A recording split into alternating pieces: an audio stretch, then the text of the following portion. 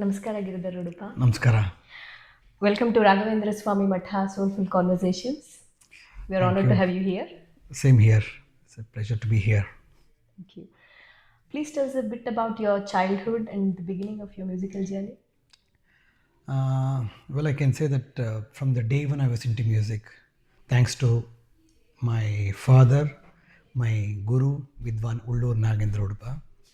He's a renowned Mridangam player. And initially, like as I told you, from the day one, whenever he used to teach his students, I used to sit and watch him teaching, and I used to, just tap on whatever is available in front of me. It's not necessary I had to play Mridanga. But it was probably when I was 3 or 4, I started the training, the actual formal training from my father. And I started playing on the Mridangam. So that's how it all started. I always say one thing, that is, in China there is a saying that, before they learn how to walk, they learn how to swim. The same way, before I learn how to talk about my language, I used to recite the Mridangam syllabus, that is a Mridangam language. So that's what I say. So probably I would started before even say ABCD, I was to start Thadit Tom Nam. That was the language of the South Indian rhythm. So then when 4 years I started playing Mridangam, so all my childhood days, thanks to my father, he's trained me, on Mridangam. So and it so happened that my first concert was on Ghatam. Yeah. What was the defining moment where you shifted to Ghatam from, Yeah, learning that Mridangam? is a very, very interesting story. When I was 9 years old, my father organized a concert very close to my place. I'm from South Bangalore, which is like a Baswangudi, we can go, Yeah. So there is in our colony Ram Mandir. Yeah. So that's where my father organized a concert. It so happened that he asked one of his senior disciples to perform on the Mridangam. And I don't know what thought came to in his mind that time, that, maybe a month before the concert, he just told that, he told me that he wanted me also to be part of the concert. Since there was already a Mridangam player, his senior disciple, he somehow said, why don't you play the Ghatam? Like for me, it's like, okay. I just said okay, because for me, it was like, when I was 9 years, you can, Confidence, it's yeah. it's like in a playful, mind. I said, okay, fine. Of course, the difference between Mridangam and Ghatam, one of the main differences, the lessons more or less is the same, are same. Like, the lessons, whatever we learn when we recite the Konokol, more or less the lessons are same. The technique is totally different, playing technique. I can say maybe 30% is similar kind of technique, but rest of them is totally different. When for a month he taught me some basic lessons, basic technique on playing the Ghatam. So it just happened that 1 month I started playing. Suddenly, from shifted from Mridangam to Ghatam, started playing the Ghatam. And after the concert, I don't know what came into his mind. He just told after the concert, "You continue with the Ghatam. That's it." So I just started. I said yes. For me, even that's that age. I didn't. There's not that age to think. Okay, let me think, or I can come back. Nothing. I just said okay, fine. So since then, like when I was 9 years old, I gave my first performance on Ghatam. Then my journey started with the Ghatam. And whenever my father used to go for concert, he used to take me. I used to accompany him on the Ghatam. So this is where my life started, with the Ghatam. So So for years you learned Mridangam, but then your first concert was actually in Ghatam, and then it just with just a month exactly, it lessons. just Yeah. that is exactly. So maybe like till 9 years, all my training was only on in a Mridangam. Then I started picking up. After the first concert, I started switching from Mridangam to Ghatam. So I started playing. I just started practicing Ghatam on Ghatam, and that's how it all started. Yeah. Yeah. You mentioned, your father was your first guru. Yeah. What was it like, the practice sessions at home? How long did you, practice for? Or Okay, I mean, probably I was one of the most mischievous son, and all my life I've been mischievous and kind of, when doing pranks and all kind of things, like, yeah, naughty things. Even now, if given a chance, I'm allowed to do it. I've been doing it, you in would fact. love to see it. Yeah, I mean, I've been doing it. So, for me also, it was hard for me, for my father to, make me sit and practice, because, naturally for anyone to, it's always playing outside attracts more. but somehow he used to pull me and make me sit and practice for some time. It's only when I started performing, I realized I became more serious. Then I started playing. I can tell you, during all my school days, all my college days, I used to play maybe like 10 concerts, sometimes 15 concerts in a month. I remember sometimes in Ramnami, it was school holidays. I used to play like 15 concerts. So for me, it was the connection between me and the Ghatam was already from my school days. It already happened. So probably when 97, like after during my college days, something like that. Um, I saw one of the concert by the greatest of the greatest Ghatam players, that is Vikku Vinayakaram sir. And then when watched his performance, I told my it completely blew my mind and said, what is it? Something totally different than what I was playing. It is totally something like the whole technique, whole sound was totally different from what I was playing. That's when I realized that, okay, this is something more and more to do in the instrument, then I said I have to learn, this technique. That's when I found out that, Sukanya Ram Gopal Madam, who happens to be the senior most disciple of Bikku Vinayakaram sir. She was in Bangalore. Then I started learning from her the true technique of playing Ghatam. So that's how my life completely changed from whatever I was playing. It was fine. It was just fine. But the true technique is whatever I've been taught from my guru Sukanya Ram Gopal. Later on, also I learned 2 years from V. Suresh sir. Of course, when I say 2 years, I got the central government scholarship for 2 years. That's when I went to V. Suresh sir from Chennai. I also learned from him. So now I can say that we all belong to Vikku Vinayakaram sir Gharana. And was there any particular, tricky concept you struggled as a child, and what did you do to kind of master that? Tricky was, as I told you, for any child, it's difficult to get the focus, to as a discipline, and getting focus to the music is. It was challenging for my father because, as I told you, I was very mischievous all my life. So, but I became serious when I started playing performance. When I started giving the concerts, I became kind of more and more serious. Then that's when I started watching other players performing. I just started attending the concerts. Maybe when I was 12, 11 or 12, then I became more serious, and then I started practicing even more. That's it. And was it always a struggle to balance the formal education, school, and then I don't call it just challenging because my mind and my heart was always for music all my life. I still remember when I was in uh, degree or first, I think 10th standard or second PUC, I don't remember, one of the main board exams. Previous day I had attended a concert. I had a concert. So I said, okay, let me, okay, let me, because I had accepted a concert. So I had attended the concert, and next day I wrote the exam. So anyway, somehow I can say that I'm a graduate. I also did, I also did CA foundation. That's it. The foundation is stopped at that point. It never went up. So I just did. well, of course, you're a master in music. Yeah, What I mean, more? yeah. You can probably find But I'm many using all CAs. I'm using all the accounting knowledge in my music. Whenever we tour, whenever we're on like in a month to something, I'll take this. Okay, let me do the accounts. Let me take care of all the accounts and thing because I love doing it. So anything is there, any organization, anything I have to do with something. My role is to take care of the accounts because that's my Brilliant. most favorite thing. Maths.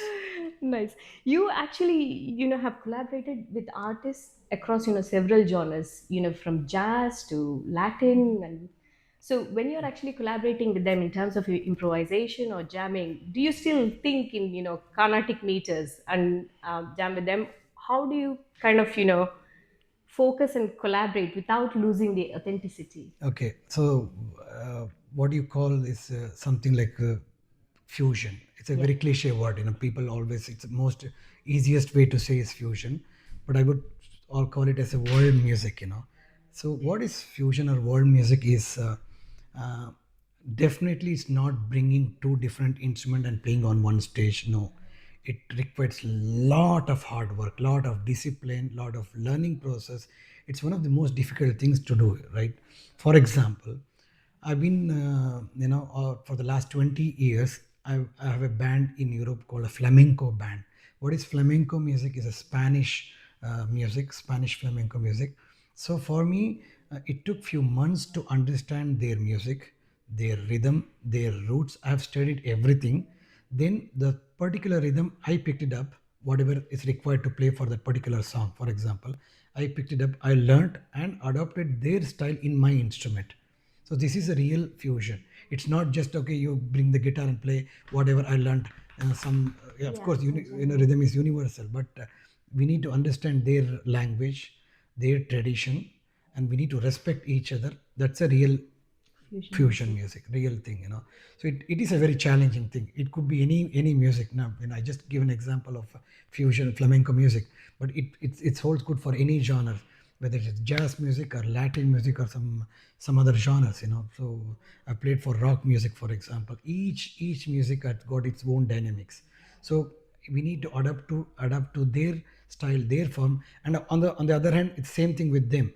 So they try to learn. For example, whoever I play with, they try to learn our rhythm, our compositions. So that is the real fusion, which is more interesting, more challenging, and more Yeah. fun for me. And quite often when you are doing this fusion music, how long have how long does it take to prepare for a concert, or is it something impromptu No, you yeah, do? Or, it all depends on what genre you make. For example, anything new project, for sure we need some rehearsals. For example, in March next year, 2026, I'm touring with one wonderful Polish violin player. So, she's a Polish folk music with some roots from improvisation, jazz, everything. So in last couple of days, I was with them and I was trying to, do some kind of rehearsals. So already we started doing for the next March, because I feel that we need some kind of rehearse, music, so that the output is nice. that's Otherwise, yeah. yeah, we need rehearsal for sure. I believe in that. There are some fixed compositions, but most importantly is we improvise. Because yeah, within Yeah. the music, whatever is we play, we try to improvise also. Yeah. And you're very well known for, giving special training on Konakal. Can you please, explain a bit more Yeah, on that? Konokol. And, Yeah, and Konokol how is do you kind of, approach this teaching to, students from across various it's backgrounds? a very interesting thing. Konokol is now is become a universal rhythm language. What is Konokol? Before playing any South Indian percussion instruments, like whether Mridangam or Ghatam, we need to recite all the syllables. That is Konokol. Like, Okay. so, what does it mean? There's nothing like, right? So, in our music, it means takadinadim, talangudim, for example. So, Konokol is, if I have to play Ghatam or Mridangam, we have to recite first all the syllables, then we need to play the instrument. For example, in Western classical music, if you're a piano player, how do you learn piano? You have a Western notation, you see the notation and you play. In our system, first we learn the language by keeping the tala is a rhythm cycle. We need to recite all the syllables, then play the same thing. That is konokol. So now, before it used to be konokol, used to be, as far as my knowledge, it always used to be the tool to learn the mridangam or ghatam. We need to recite konokol, then learn the mridangam or ghatam. But now konokol has become an independent art form. People around the world, they learn the konokol, because I think our South Indian rhythm is one of the probably the highest sophisticated rhythm structure in the world. So we have everything in our system. So for me, adapting to any other form of music, it's much easier because of the training, because it's so well designed, the whole system, whole rhythmic,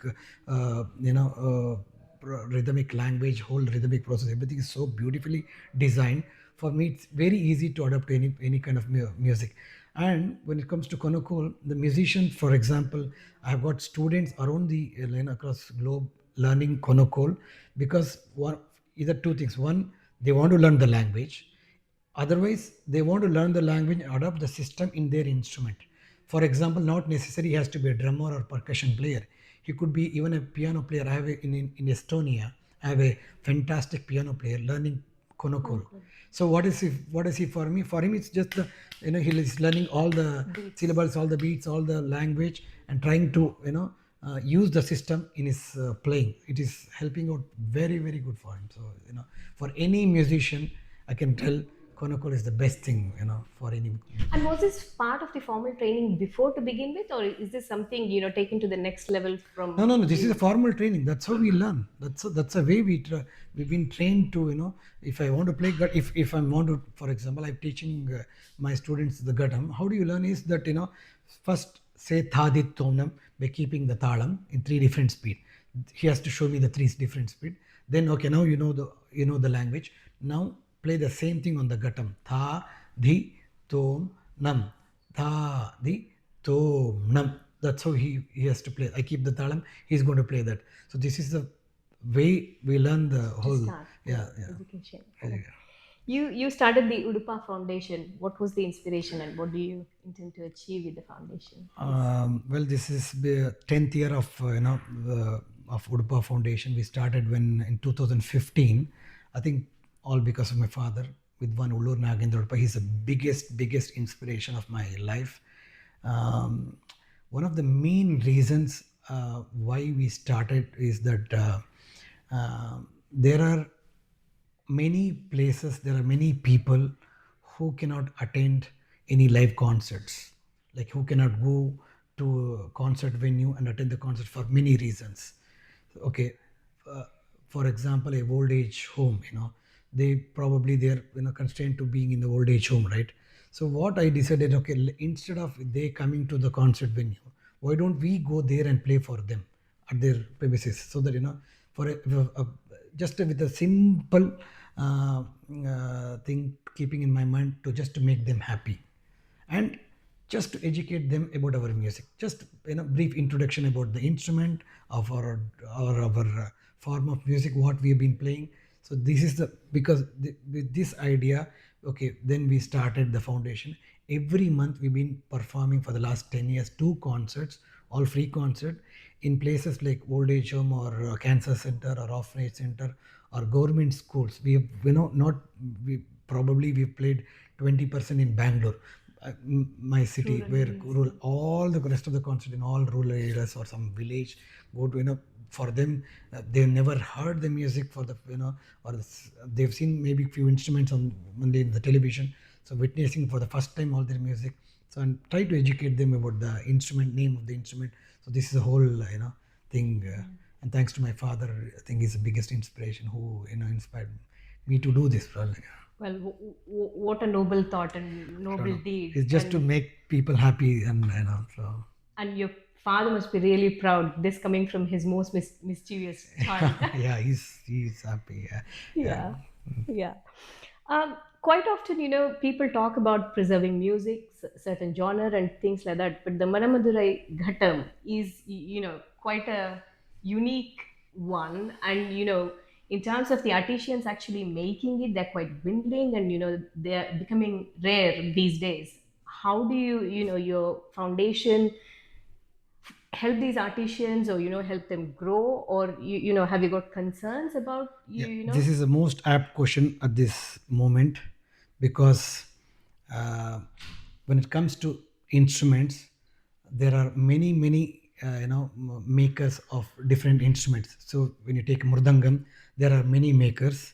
When you take violin, there are many makers.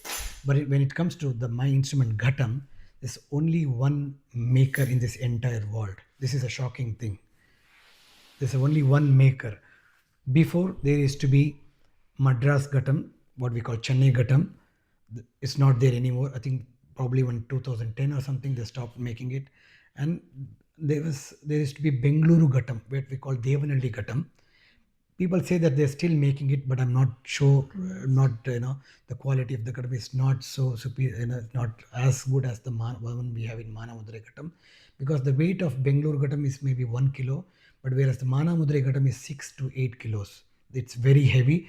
for our playing technique, I think the playing on the Manamadurai Ghatam is very, very good. And now, as I told you, there's only one Ghatam maker in this entire world. It's our responsibility to take care of him and their family. And because of that, in the last 6 months, we started something called the Ghatam Project. What is the Ghatam Project? Is, I still need to, maybe in a month or 2 months, we are starting the crowdfunding with the help of Milap, a wonderful crowdfunding we have in India. What we're trying to do is to support the family. Whatever we try to aim to achieve, raise some money. We try to support them, and also we want to make sure that I want him to teach few more people who can make Yeah, this that's instrument. So this is what we want to achieve with next month. But the bigger goal is um, uh, he, uh, he's maybe like 50 plus, so keeping that in my mind, I have to make sure that there are people, who next can grow the generation, legacy. he Yeah. takes care of, he continues this legacy of, because the last 4 or 5 generations in the family, they are making the instrument. So we really hope that he'll, he's started training. That's what he's saying now. He started training other next generation of, our craftsmen, Artisans. Yeah. artisans to make this instrument. Also, I'm trying to look out for the places where we could try to bring the same. Manamadurai is, it's a very nice, beautiful village close to Madurai, 40 kilometers from Madurai in Tamil Nadu state. But we want to, look somewhere in my state, that's Karnataka. If kind of similar kind of soil is available, then we can try to make it in Karnataka also. So that's a whole research we want to do it now with this Ghatam project. Yeah.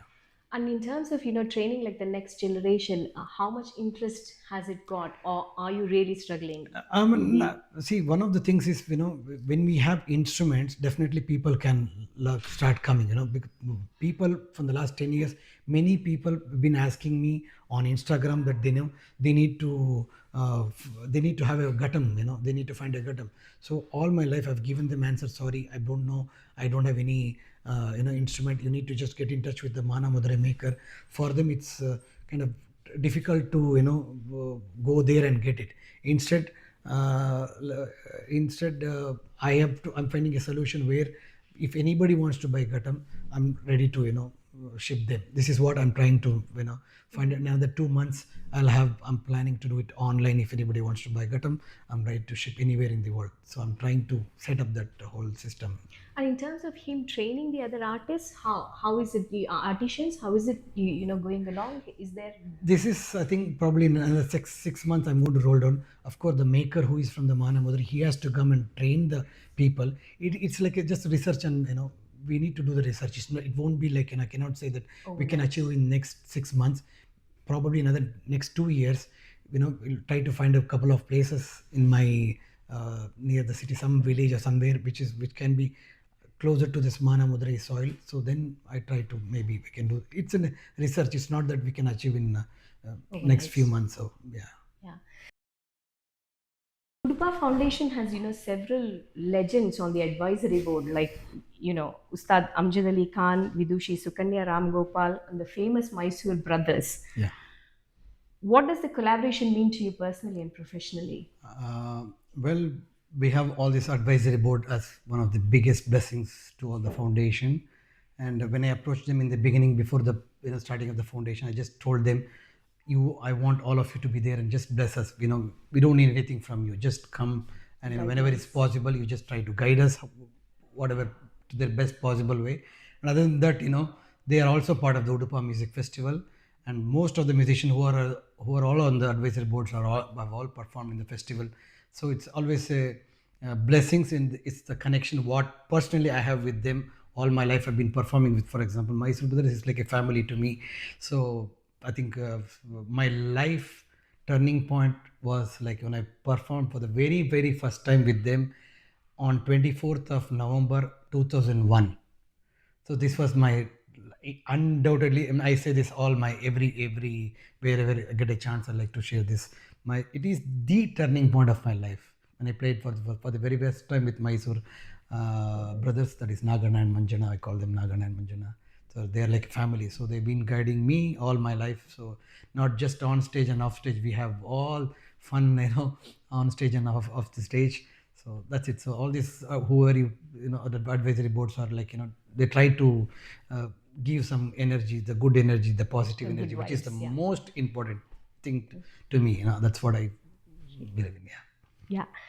Playing Ghatam is unique in a way that, you're actually beating on the, hard clay with bare hands. What kind of, physical stamina, does that require? And what, in terms of your hand care, do you need to be like, in a certain way or? Yeah, definitely. Because this instrument, as I told you earlier, that its weights about 6 to 8 kgs. It's a very very heavy instrument.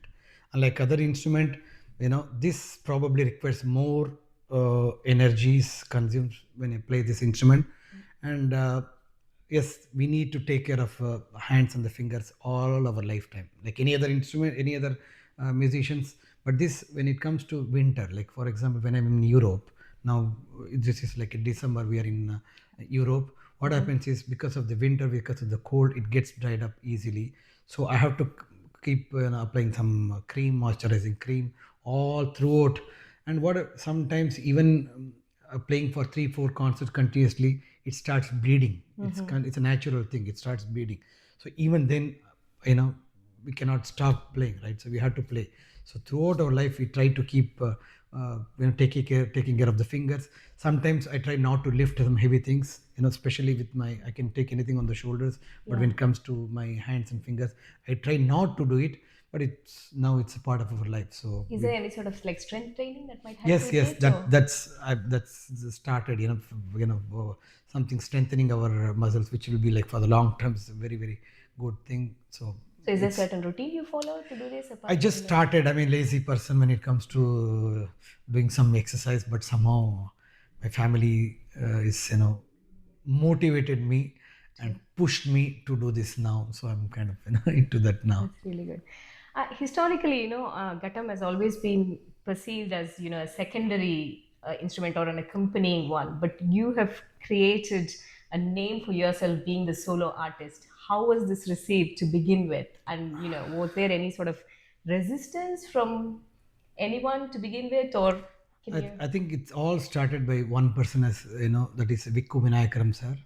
Back maybe like 50 years back, when they started concert called Shakti, when they formed 1973 is what, the collaboration happened between John McLaughlin, Ustad Zakir Hussain sir, Yel Shankar sir, and Vikku Vinayakaram sir. Probably since then, Ghatam, most of the time it seems to be the percussion instrument, secondary percussion instrument for a Carnatic music. Because of him, he has taken single-handedly the instrument to the world stage, thanks to this Shakti band, and he started playing solo. He started playing Talavadya, and I can say that I'm continuing his legacy. So for the last almost 3 decades, I'm performing on different world stages, being it collaboration with them, different genres or different musicians. And also now the main thing which I'm enjoying doing is playing solo concerts, which is more challenging. Imagine Ghatam just playing for 10 minutes is fine. Playing for an hour is more challenging to myself as a musician, because we need to engage the audience for an hour of just with an instrument, right? So this, which is what I'm enjoying doing it now. So, It's really good to know. Improvisation, plays a huge role in your concerts. yeah. Like how do you think, do you call it a discipline or you call it, freedom or, I think freedom with discipline. I think improvisation is freedom with discipline. So because being a Carnatic musician, being in Indian classical music, one of the main things is the improvisation. For example, as we all know that in Carnatic music, if you just render perform any particular song, it will be 5 to 10 minutes. But the same song we can play for 1 hour. How? Because whatever comes in their mind at that moment, on that particular day, we try to improvise. So same thing with being a Ghatam player. I think the most beautiful thing happened to a musician is that improvisation. There are certain fixed things which we try to play in a music, in a concert, which is also good, because we need to depending on what genre we play. So there are certain fixed things, but the improvisation is probably joy of sharing some happiness on that particular day. and So to showing me your is, creativity? yeah, creativity. Yeah. Brilliant. You're part of, band Layataranga. Can you explain a bit more about that Oh, collaboration and your other collaborations with so your Layataranga friends? is my childhood band. Like, we started maybe like 1998. It's almost more than 25 years now. Me, along with my schoolmate Arun Kumar, is a fantastic drummer. We both started, during in my school days. He used to play on drums. I used to play on ghatam. So then, then we decided, okay, let's form a group. So there are other musicians joined, along with that, Mr. Jay Chandra Rao, Ravichandra Kulur, Pramat Kiran, and Vishnu Swarup. So we all started, this as a like a from our school days, being in playing in school competitions and playing in a small venue, small stages. Now we have grown up with the 25 years of friendship. It's more it's like more like a family and friendship, sharing all our whatever experience playing with different musicians. Between five of us, we have performed with every musician in India. You name many musicians, we have performed with them. So we try to bring the experience of playing with the musicians and try to, make a new sound to this Layataranga.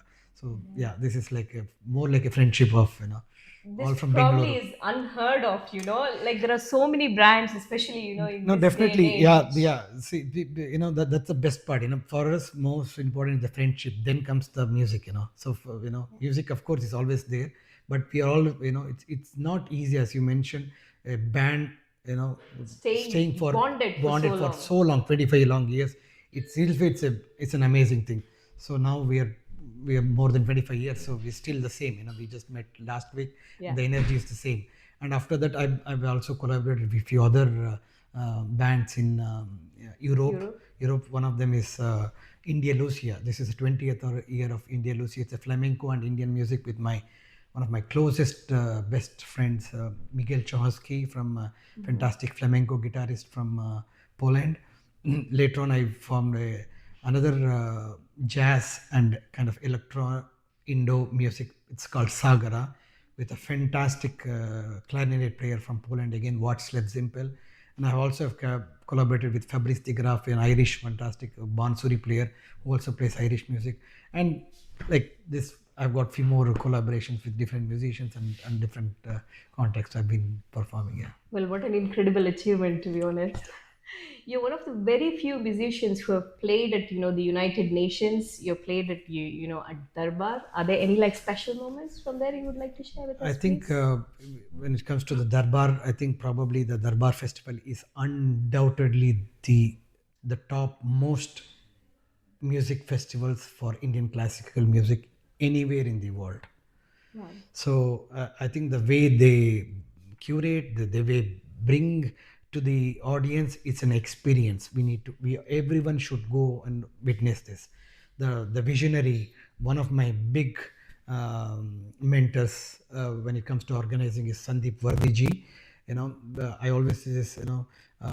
When I started the Udupa Music Festival, he's one of the biggest inspiration to me, because the way the whole thing, the whole the sound or the lighting or everything, every tiny smallest thing when it comes to organizing, they are on the top. So it's an experience even for the musician and for the audience. Even I've asked a couple of people, that's why the people around the world, they come and attend this Darbar festival. So for us also, whenever I play music, it's totally a different experience. It's joy. It's an So attention to detail is probably what everything. makes it Everything stand is out. attention to detail. Every small little thing is what they make, what they curate, what they bring is amazing. It's phenomenal. So That's really good to hear, and it is in it London. is in London. Yeah, of Yeah, course. Yeah. yeah. You recently performed Attatala Varna along with Patri sir, at the Gayana Samaja Bangalore, which is perceived to be the most unique and one of its kind. Can you Yeah. please tell us more Yeah, about this that? is a very, very, very unique concert. Probably the first of its kind, curated, planned, designed, composed by the maestro Vidwan Kumaresh Rajgopalan Anna, or fiddling monk. People call him as fiddling monk also. It's another name for him. He came up with this new idea of, we got Sapta Tala, seven Suladi Sapta Tala, seven talas. So he wanted to present one particular concert in one thala. So almost I think Ata Thala is just only one thala left now. So all the six concerts he has done it. I think I was part of 2 or 3 concerts. So what is the thing is in 2.5 hours in playing on the same thala with 5 jatis, totally there are 5 compositions, and with variety of dynamics, with all kind of possibilities what we can do it in this, compositions, everything. He's all with his experience, he's try to bring very uniqueness in this every concert. I think it's never ever done it in this history of Carnatic music what he has done, and it was very well received by the audience. Audience. Every concert is a sold out, it's a packed audience.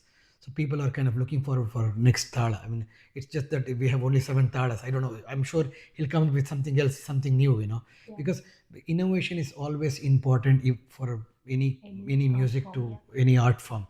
So he's a visionary, he's in fantastic, I'm blessed to be part of that concert. Are there any upcoming concerts around that which we can I look think forward to? there is one thala left out, is the Eka Thala. I'm sure he's already started planning for the last thala, Eka Thala. So I'm sure he'll come up with something as a grand finale probably. Okay, okay. Tell us your association with Rairamata UK. Okay, before that, not many people know that I'm a staunch follower of Raghavendra Swami. The reason is my mother. There was one period of my mother's life that she used to go to Mata every Thursday. So I used to go with her all my school days. I very well remember. I was going to in our college Rayar Mata, and also my father have performed in Mantralaya, or I don't know how many years, maybe 20 or 25 years during this Rayar Mata, the Rayar Aradhane. The reason is he used to accompany one veteran musician, Vidwan R.K. Soornarayana. He happens to be the Veena player. He happens to be the Asthana Vidwan of Mantralaya. So all maybe like 35 years he has played in Mantralaya during Aradhana. And my father used to go there, and I used to, accompany my father and of course RKS sir. So I've done a number of trips to Mantralaya, and I've performed in Mantralaya during Aradhana. And also, what do you call Hejje Namaskara? You know, what is it? Yes. Yeah. What is in English? What do you call? Illa, it is Hejje Hejje Namaskara. Namaskara. That's it. I don't know what is called in India. So I've done even in Mantralaya. I have done in Hejje Namaskara. For I all this I've been also. And you do believe in all those Yeah, practices? definitely I believe in practice. Now it's very happy to be back in London for a wonderful cause. To play for the Mata, and it's a nice best moment for all We of are us. really honored to have you, for Samarpan 2025 as part of which is the, fundraising Yeah, concert. fundraising concert. Yeah. Yeah. How many hours of practice does it take to become Udupa? Okay, there are many ways of practicing. I believe in one is the physical practice, where with the instrument we try to sit with the instrument and play. Yeah. That is like that's a never-ending thing that we keeps and that goes on for lifelong. Okay, the another thing is the mind practice, which we do more now than the playing with the instrument. Of course, we have to play with the there's nothing nothing can stop, nothing can be with the instrument. But the main thing is the playing in the mind is like whenever we are traveling, whenever I'm in the flight, I think about music. I think about composing something new. I think about maybe I could play something else and to make sound good. So always thinking constantly about music. That is a practice also. So that is also practice. So I think the practice is I would say that be honest in whatever you do, be positive in whatever you do. Most importantly, the attitude is what ultimately takes you to the next level. No matter somebody can be a great musician, if the humility and the being positive is the attitude is right, attitude is not there, then it's no point of being a great musician. For me, that is the important thing. I look into every musician and I try to get inspired with the great masters. Being on stage with the great musicians, I try to learn from them. This is what I've been learning, and try to share the same thing with my students or my next generation of musicians. Yeah. And what's your take on online learning these days? Is that, Online learning, when you have no choice of learning in person, then online is definitely better. For example, I have students in Brazil. I have student in some corner in Europe. I've never met in my life, but we know each other as though for 5 years. We are like, like in a family now. Never met in my life. He has an instrument. Somehow instrument reached Brazil, but he's been learning from me, just to give an example. So it's working out very well. So he's playing, he's performing now with there in Brazil with some different music. So when you have no choice, online is very good. But given a chance, if at all possible, in person learning is the best thing for anybody. So because that vibration is, it's different from what we learn from the guru. Yeah, yeah. What advice would you like to give the young percussionist trying to explore Carnatic music? I see. Um, just to say it, online learning. So whenever you get a chance, I think you should learn from the guru directly, and uh, don't consider social media as everything. It's just a social media is maybe a 5% of whatever you're learning. I think the 95% is where you perform on stage. There are many people just create a minute of video and it becomes viral. They think they're the stars and think that is absolutely nothing. Let the same musicians, if they ask them to perform for an hour, They will be lost. yeah, they will be lost. So I think that it's the guru or the teacher. They has to train them in a proper way, so that, and also that's what I tell all my students. Use the social media as just another tool to share your music, but that is not the main thing. For you to is to focus on playing the live performance in front of the audience. That is a real test. So that is what I keep saying. That's it. So online, most importantly, is to go and learn from the guru In person. in person. Yeah. Do you have a favorite raga? Nothing. I think I like Vijayavanti, Shankarabharana, Any Nalina particular Kanti. reason or? I don't know. But especially whenever I hear Shankarabharana, Vijayavanti, I feel very happy and calm and relaxed kind of thing. Okay. You curate the Udupa Music Festival. In terms of choosing the artist to perform there, do you think more of marketability than their musicality? One of the reasons why we have this festival, it's a biannual festival, so it happens once in 2 years. One of the main reasons why we are doing this festival is a fundraiser for all the Udupa Foundation activities. That's the only reason I'm still doing it. Otherwise, if otherwise I don't have to do that, festival kind of thing, because I don't want to be tagged as an organizer. I'm not at all an organizer. And in any of the festival, for example, I never performed in any of the festivals. I make sure that one of the main reason to do this festival is to support, whatever we try to raise money from that. We try to utilize that same kind of money for the foundation activities. I come back to what is your question? So when you're choosing artists to perform there, Yeah. you are thinking of the marketability or No. how much. It depends. It's not, I don't consider, for me it's all, I like to bring some new energy, new inspiration, and try to curate something different every time. For example, few concerts, few musicians have performed probably the very first time on stage together, they know each other for many years, but they never came on stage and performed. So I try to do this kind of collaborations, and it has worked out worked out well. And I don't think, for me, it's festival is more like happiness, more like sharing happiness. That's why it is, every musician have enjoyed it. And when I curate it, I try to, it's more like a connection. It's not like I'm organizer. No, it's never, I think, in that angle. It's like more like, the respect to the musicians and the connection to the audience. So I try to give the best of the best experience, like what Darbar is trying to, Darbar has given. I try to, match their kind of their standards. That is what I've, learned from them. And in Bangalore, I think I can say that, after 5 editions, and this year being the 10th year special edition, I think people, kind of looking forward for the festival every time we try to do it. So it's created its own identity already. Yes, it is now. So there's no sort of hard and fast rule in choosing the artisans to artists to perform there, or There's nothing of I that mean, sort it's at it's all. a it's a every time I think I try to bring some new things. Especially there is one segment where I try to there's a percussion thing act percussion ensemble, like that time I try to bring different musicians and make them play for 45 minutes about some nice percussion thing. So anyway, Some every time, innovation every yeah. time. Yeah. Have you got any exciting projects upcoming, you would like to share about with our viewers?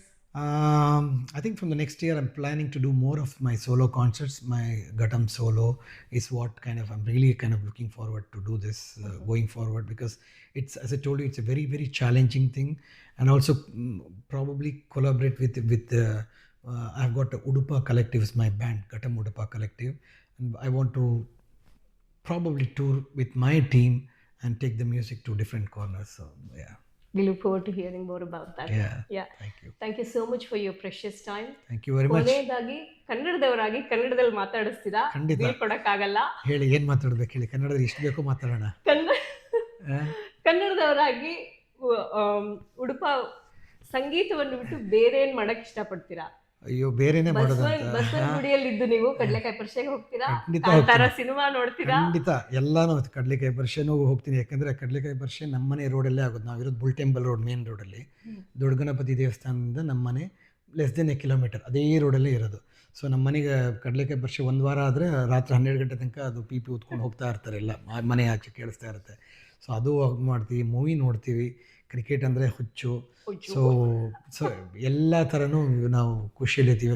Probably ನಾವು ನಾಗಣ್ಣ ಮಂಜಣ್ಣ ಜೊತೆ, ಪತ್ರಿ sir ಜೊತೆ ಇದ್ಬಿಟ್ರೆ ಅದೇ ಖುಷಿ ನಮಗಷ್ಟೇ. ನಾವು ಏನೇನು ಮಾಡ್ತೀವಿ ನಮಗೆ ಗೊತ್ತಿರಲ್ಲ ಅಷ್ಟು. ಆ ಥರ ಒಂದು ತರ್ಲೆ ಗ್ಯಾಂಗ್ ಅಂತಲೇ ನಾವು ಒಂದು ಪ್ರಸಿದ್ಧ ಆಗಿದ್ದೀವಿ. ಸೊ ಅದೇ music of course takes most of our time. ಮ್ಯೂಸಿಕ್ಗೆ ನಮ್ಮ ಜೀವ. ಎಲ್ಲ ಥರನೂ ಕೂತಲ್ಲೂ ನಿಂತ್ಕೊಂಡು ಏನು ಪ್ರಯಾಣದಲ್ಲಿ ಮಾಡ್ತಿರುವಾಗಲೂ ನಾವು ಸಂಗೀತದ ಬಗ್ಗೆನೇ ಯೋಚನೆ ಮಾಡ್ತೀವಿ. ಟೈಮ್ ಸಿಕ್ಕಿದಾಗ ಖಂಡಿತ ನಾವು ಕ್ರಿಕೆಟ್ ಆಡ್ತೀವಿ, ಅಪರೂಪಕ್ಕೆ. ಇಲ್ಲ ಕ್ರಿಕೆಟ್ ನೋಡ್ತೀವಿ. ಆ್ಯಂಡ್ ಮೂವೀಸ್ ಅಫ್ಕೋರ್ಸ್ ನೋಡ್ತೀವಿ. ನಿಮ್ಮ ಅಮೂಲ್ಯವಾದ ಸಮಯನ ನಮ್ಮ ಜೊತೆ ಕಳೆದಿದ್ದಕ್ಕೆ ತುಂಬ ಧನ್ಯವಾದಗಳು. Thank you very much. So much. Thanks a lot. ನಮಸ್ಕಾರ. ನಮಸ್ಕಾರ.